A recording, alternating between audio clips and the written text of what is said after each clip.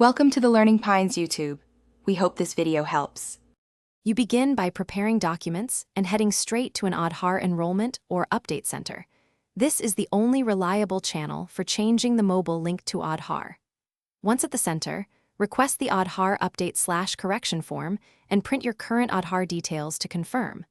Make sure the new SIM is active and with you so the operator can verify the number. You pay the nominal update fee and sign consent. This starts the official update workflow and generates a receipt. Next, you hand over the filled form and original Aadhaar for verification.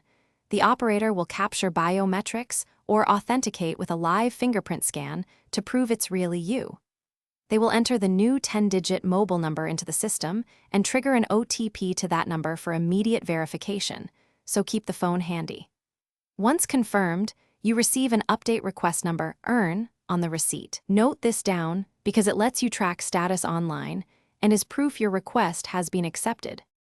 After submission, use the URN to track progress on the UIDAI portal or ask the center to check.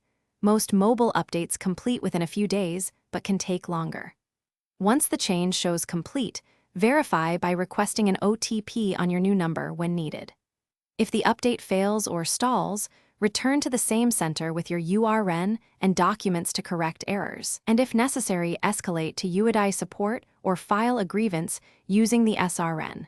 This resolves stuck updates or mismatches efficiently. Thanks for watching. Consider subscribing if we helped you.